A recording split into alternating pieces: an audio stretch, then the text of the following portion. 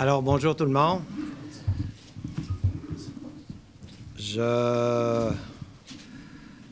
J'ai préféré réagir aujourd'hui pour prendre le temps de lire le jugement avec toutes les nuances pour m'assurer de bien le comprendre. Et j'aimerais, dans un premier temps, relater un petit peu les faits, là, brièvement, qu'est-ce qui s'est produit depuis que tout ça a commencé. Alors, évidemment, comme vous le savez, tout ça origine d'une plainte qui est arrivée ici en 2006. En 2006, on a eu une première plainte d'un monsieur qui s'appelait Alain Simoneau, c'est-à-dire un monsieur qui a habité ici moins d'1 an, mais c'est lui qui a fait la plainte. Suite à ça, il menaçait de prendre des procédures. Effectivement, je n'étais pas convaincu qu'il allait prendre des procédures, pas du tout. Je ne connaissais pas non plus le mouvement laïque québécois du tout.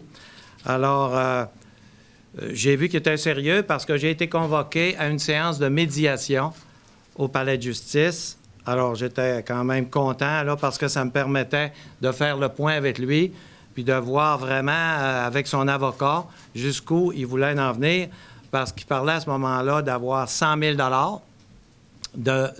que les crucifix, tout ça, ça disparaisse des salles de conseil, et aussi qu'on arrête de faire la prière. Et j'ai constaté à cette occasion-là qu'il n'y avait aucune marge de manœuvre, même le 100 000 là, il n'y avait rien à faire, c'était coulé dans le béton. Alors, je doutais que le tribunal, en tout cas pour le montant d'argent, là, je dois vous dire que ça, j'étais à peu près certain qu'il ne pouvait pas recevoir un montant d'argent. Il avait assisté entre 3 et 5 assemblées du Conseil depuis son arrivée. Alors, la poursuite a eu lieu. Le tribunal des droits de la personne lui a donné raison et nous a condamnés à lui donner 30 000 en plus de nous dire d'arrêter de faire la prière et de nous dire d'enlever les objets religieux. Alors, quand je dis « on », là, il faut bien s'entendre, c'est toujours la Ville. Là-dessus, je voudrais être clair, c'est pas le maire. Hein. Le maire est un accessoire, comme on le fait dans plusieurs procédures, mais c'est la Ville qui était poursuivie, un règlement de la Ville. Parce que la prière, ici, se disait depuis que la Ville existe, mais c'était la Ville qui était poursuivie. Et le conseil municipal était unanime au fait que non, on veut faire la prière et on n'acceptera pas qu'un seul individu vienne nous dire qu'on n'a plus le droit de faire la prière. Alors, par la suite, on est allé en cour d'appel et en cour d'appel, on a gagné unanimement. Alors, tous les juges, unanimement, nous ont dit « non, non, non, ça n'a aucun sens. Vous pouvez continuer de faire la prière, garder vos objets, pas de 30 000 ». Alors là, on a pensé que c'était terminé, considérant que la Cour d'appel, c'est le plus haut tribunal au Québec. Et là, ça avait coûté assez cher de frais, merci, d'un côté comme de l'autre. Et on était certain que c'était terminé. D'autant plus que la Cour suprême ne prend que des dossiers qui sont d'intérêt national. Alors, on s'est dit, non, c'est peut-être qu'un intérêt national, là, c'est un peu fort. Mais oui, la Cour suprême, comme vous le savez, a accepté d'entendre la cause. Elle a considéré que oui, c'était d'intérêt national. Et la Cour suprême, ce qui est le plus étonnant, unanimement renverse la Cour d'appel, qui elle aussi était unanime. Alors, ça nous a ébranlés. En tout cas, je l'ai appris hier. Effectivement, je dois vous dire que ça a été une vraie surprise, là. Unanimement, pour moi, là, c'était une surprise. Il y a des choses sur lesquelles on était certain, comme lui remettre un montant d'argent, ça, on était certain que ça ne faisait pas partie des discussions pour nous autres, mais on était quand même condamnés à lui remettre un montant d'argent pour les préjudices qu'il aurait subis en assistant à la séance du Conseil avec une prière de 20 secondes. Alors, ce qu'on pense, là, c'est que c'est loin d'être fini. On se doute bien que ça va continuer, mais ce qu'on souhaite, c'est que ce ne soit pas la Ville, cette fois-là. Ce n'est pas à Ville de Saguenay de prendre les intérêts du Canada au complet, parce que ça a des incidences partout au Canada. Hein, on me disait tout à l'heure que la Ville d'Ottawa vient d'annoncer qu'ils arrêtent la prière. Puis là, j'imagine c'est en Colombie-Britannique, c'est partout. Ce n'est pas à Ville de Saguenay. Il faut que les Québécois se tiennent debout, hein, se tiennent debout dans cette affaire-là et qu'on... dans tout ce qui s'en vient, là, parce que ce qui s'en vient, ça va être beaucoup plus lourd. Là, ils n'ont pas jugé des objets religieux, mais pas parce qu'ils n'en ont pas le goût, parce que légalement, ils ne pouvaient pas. Alors, tout ça, ça s'en vient probablement. Mais là, c'est au gouvernement du Québec de prendre ses responsabilités puis de se tenir debout. Alors, puis c'est pas parce qu'on se met à genoux de fois de temps en temps qu'on se tient pas debout. Alors, je tiens à vous dire une chose, c'est que en 2006, avant que ça arrive, la prière n'était pas un sujet de discussion très, très intense à Saguenay. On ne parlait pas de ça. Ça avait toujours fonctionné comme ça. Et on n'a pas mis ça sur la table. C'est arrivé comme une vraie surprise, ça, pour nous. Pour nous, il n'était pas question d'arrêter. Et qu'on nous cible d'une façon particulière, ça nous a un peu surpris. Parce qu'en 2006, moi, ça faisait déjà 10 ans que j'étais maire. Et j'avais pas mis souvent mes croyances religieuses sur la place publique. Si j'en avais eu l'occasion, je dis pas que j'aurais refusé, sauf que c'était pas un sujet qui était présent très souvent à la Ville. Alors, le règlement sur la prière qui a été adopté avant mon arrivée, évidemment, faisait appel là, à la tradition, à nos coutumes de Québécois. Hein? Quand on parle du nationalisme, ça en fait partie aussi. Hein? Le nationalisme québécois, là, c'est pas seulement l'adhésion à un parti politique, ça, là. Hein? Le nationalisme, là, c'est notre volonté d'avoir une existence, là, d'État-nation ensemble, appuyée sur la langue, appuyée sur nos traditions, appuyée sur nos coutumes. On a eu une rencontre dernièrement des maires francophones des plus grandes villes du monde. Et c'était quoi le thème sur lequel tous ces maires-là se sont penchés parce que c'était ce qui leur semblait être plus important? Ça s'est produit il y a 15 jours aux États-Unis. C'était la mémoire. Jusqu'à quel point il faut se souvenir. On a la plus belle devise au monde. Je me souviens. Hein? Jusqu'à quel point c'est important pour une nation de se souvenir de son passé. Alors, c'était un peu dans cet esprit-là qu'on a des objets religieux ici. Hein? On est un peu tous des fils et des filles de Marie de l'Incarnation, de Maisonneuve, de Jean de Brébeuf, de Jeanne Mance. On est les enfants de ces gens-là. Il ne faut pas les renier. Une nation comme ça doit se souvenir de son passé d'une façon intense. C'est ce qui fait la richesse, c'est ce qui fait la force d'une nation. Savoir se tenir debout, nos ancêtres l'ont fait. Savoir se tenir debout pour nos coutumes, pour nos traditions. Sinon, tout s'effrite. Alors, on a parlé pendant le procès d'un moment de silence. Un moment de silence, ça nous est apparu, c'est-à-dire à la partie adverse, comme un geste qui a une consonance religieuse et ne voulait rien savoir de ça. Je tiens à le préciser parce qu'il y en a beaucoup qui disent « Pourquoi vous n'avez pas accepté un moment de silence? » La partie adverse ne veut pas de moment de silence. Pour elle, un moment de silence, c'était un acte qui avait un caractère religieux, donc elle ne voulait pas en entendre parler. Et moi, dans ma conception des choses, quand on arrête des signes religieux, que ce soit le voile, que ce soit la prière ou d'autres choses, ça ne doit pas être basé sur un sentiment anti-religieux. C'est pas là-dessus que ça doit être basé, c'est sur l'ordre public. Est-ce que ça va dans l'ordre? Est-ce que l'ordre public est dérangé par un signe quelconque? C'est là-dessus qu'on doit se baser pour arrêter certains signes. Évidemment, je respecte la décision, on va arrêter la prière, c'est sûr. Mais je ne peux pas être en accord non plus. Après m'être battu aussi longtemps, je ne peux pas être en accord avec ce que les juges ont décidé. Puis j'entends toutes sortes de réactions concernant la laïcité, comme si la laïcité, c'était de l'athéisme. C'est pas ça. Hein? La laïcité, c'est la neutralité qu'on exige de l'État, et tout le monde veut ça. Tout le monde veut que l'État soit neutre. Mais être neutre, c'est pas nécessairement rejeter les religions.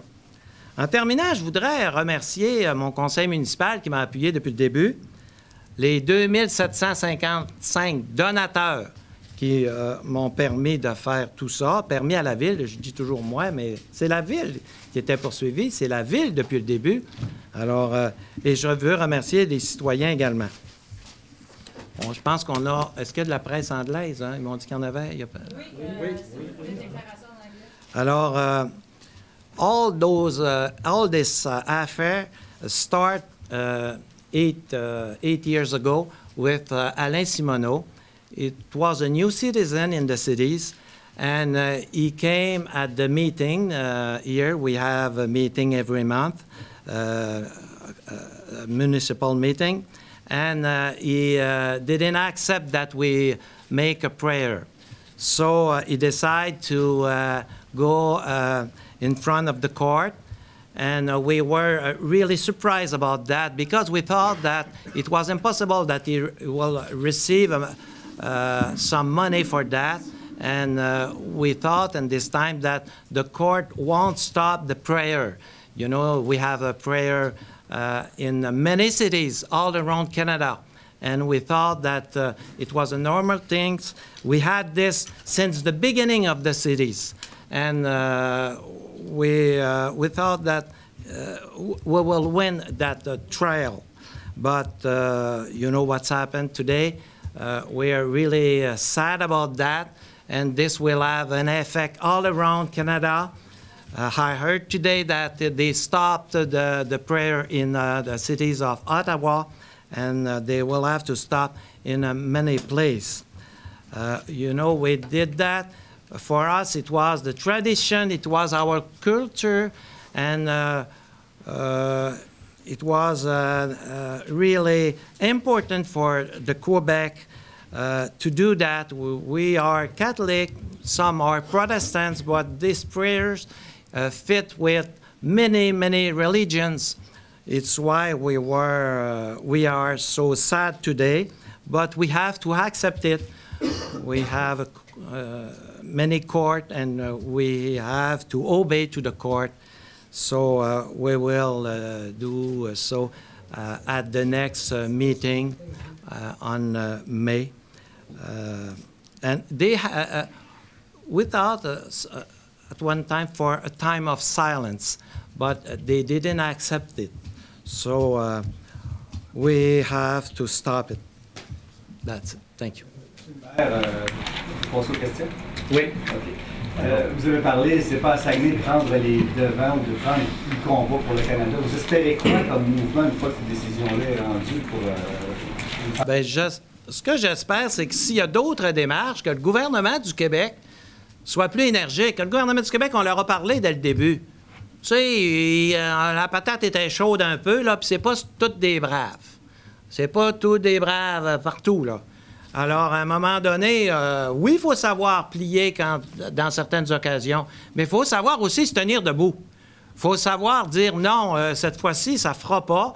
Et surtout quand ça vient toucher, nous, les Québécois, quand ça vient nous toucher d'une façon aussi profonde, si on est après s'effriter comme ça, hein, on a appris lors de notre rencontre aux États-Unis que le français prend de l'ampleur d'une façon importante partout dans le monde, sauf au Québec.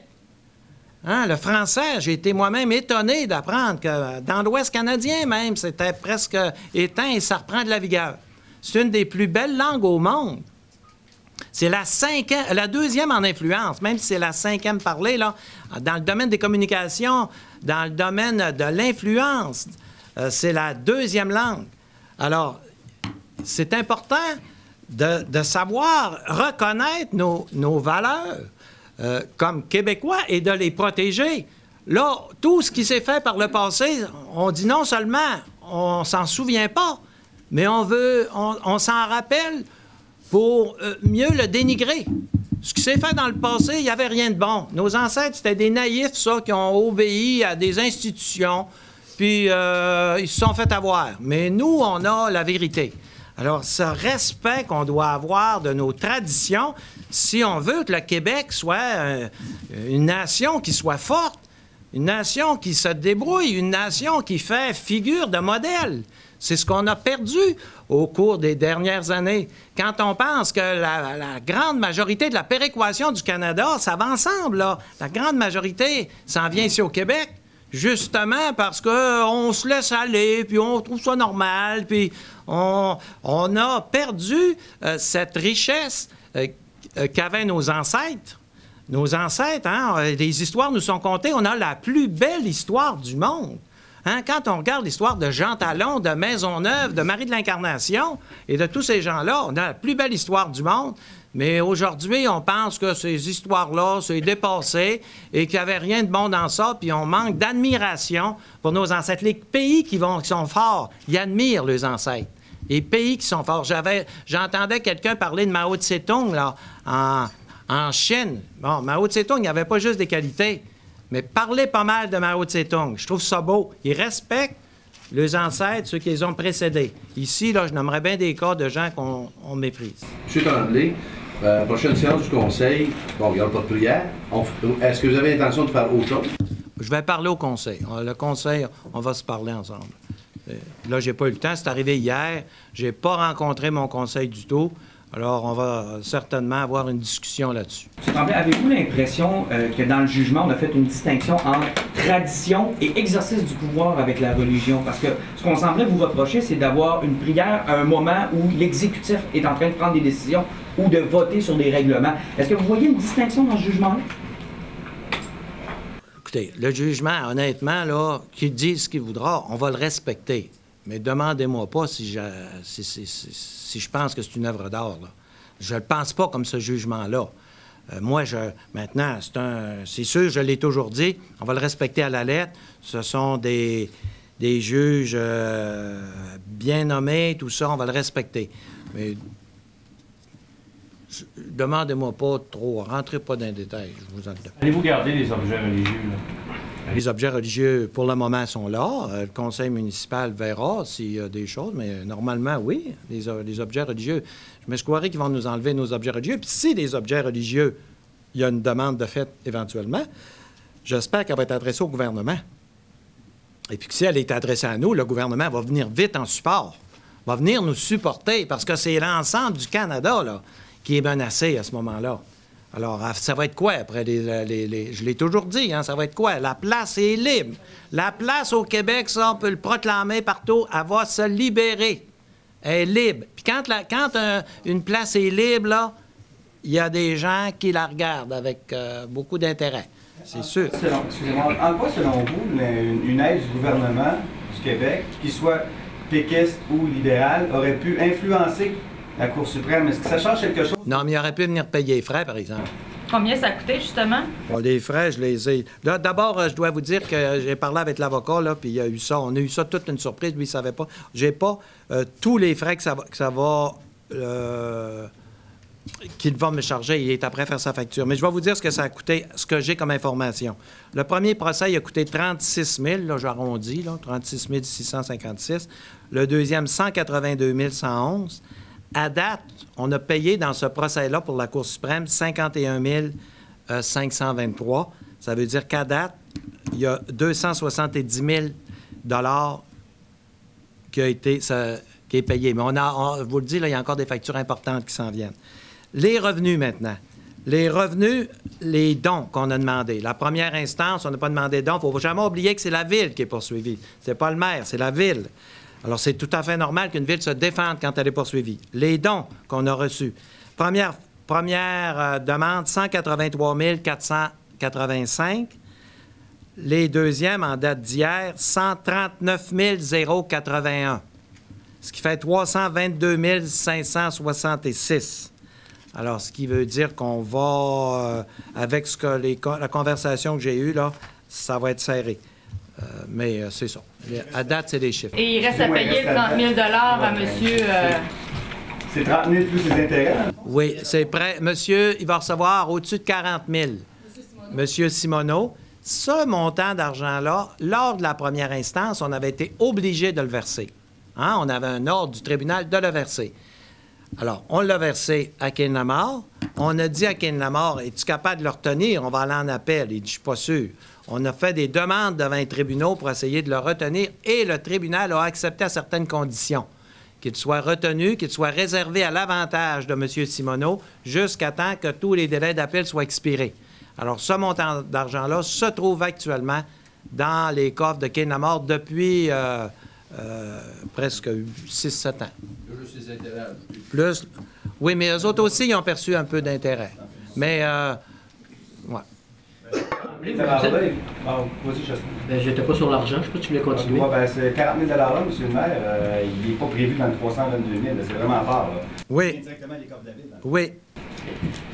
Vous êtes adressé directement au premier ministre Couillard tout à l'heure. Vous avez dit, j'espère que le gouvernement soit plus énergique, qu'il va dire non, cette fois-ci, ça passera pas. Qu'est-ce que vous voulez du gouvernement? Ben non, je vous dis, dans l'éventualité où il y a des nouvelles... Il va y en avoir dans n'importe quoi, là. Les accommodements raisonnables, il ne faut pas penser qu'on vient de fermer les livres, là. Il va y avoir toutes sortes de procédures, toutes sortes d'affaires qui vont se passer dans l'avenir, là. On ne vivra pas assez vieux pour voir jusqu'à quel... on voit quelle tangente que ça a prise.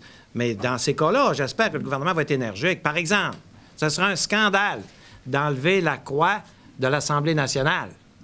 Ce sera un scandale d'enlever ça. Alors, si ici, on est obligé d'enlever notre croix, ça va avoir une incidence. Là. Les tribunaux, ça va faire jurisprudence. Alors, la croix qu'il y a à l'Assemblée nationale, c'est un peu... Écoute, quand Jacques Cartier est arrivé ici, là, il n'a pas planté un drapeau, il a planté une croix. C'est la croix qui a fait en sorte qu'il a dit, tiens, moi, j'arrive, je suis un Français, j'arrive puis je plante une croix. Ici, je prends possession des lieux, je plante une croix. Ça a toujours été, la croix, ça nous a accompagnés dans notre histoire depuis le début. Alors, j'espère qu'à l'Assemblée nationale, on va le conserver. Dans toutes les procédures qu'il y a eu, est-ce que vous avez eu affaire avec le gouvernement ou à faire des demandes, ou est-ce que vous avez eu... Bien, au début, on a demandé au gouvernement de nous aider, mais, tu sais, les autres, ils nous laissaient aller. Je pense aussi qu'au début, quand on a demandé ça, on ne croyait pas que ça allait aller très loin. Effectivement, là, c'est assez étonnant qu'une cause comme celle-là se soit rendue en Cour suprême. Tu sais, quand tu vois ça au début... un monsieur qui vient te faire une plainte comme ça, d'abord, pour aller en Cour suprême, ça prend énormément d'argent.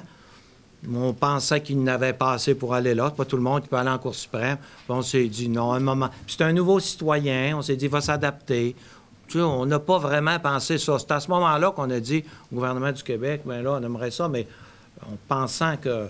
Là, c'est pas une critique du gouvernement du Québec que je veux faire aujourd'hui. Je veux dire que si dans l'avenir, étant donné l'importance que ça a eu, là, on a couvert les frais à Saguenay, on s'est occupé de tout ça, là. Mais Saguenay, on n'est quand même pas les représentants de toutes les villes du Canada, là. Alors là, il y a les petits villages de Terre-Neuve. Ils vont devoir arrêter le prière demain matin, là.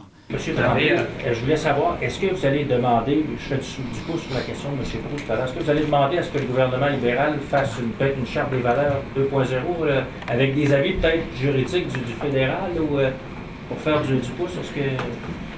Bien, ça dépend. Parce que moi, j'ai tellement peur qu'ils mettent n'importe quoi là-dedans, là. Je me dis, qu'est-ce qu'ils vont mettre dans ça? Alors, moi, si tout le monde s'entendait, ça va bien, là. Ça irait pas si mal que ça, là. Il n'y a pas de conflit tant que ça. Quand il y en a un petit, on monte ça en épingle, puis ça finit plus, là. Mais il n'y a pas de conflit tant que ça, en tout cas au Québec. Sauf qu'il faut être vigilant pour que nous, on conserve nos acquis. Là, on est après s'effriter. Surtout les Québécois. Ah, c'est pas les autres, là. Les autres, je les ai pas vus se faire attaquer bien fort de ce temps-ci, puis ils se défendent. Mais les vrais Québécois, là, avec notre histoire, là, on n'est pas tellement actifs pour se défendre, là. Il y a une défaite, là. Si c'est à refaire demain matin, vous retourneriez jusqu'en Cour suprême? Ben oui. Parce que vous y croyez, là.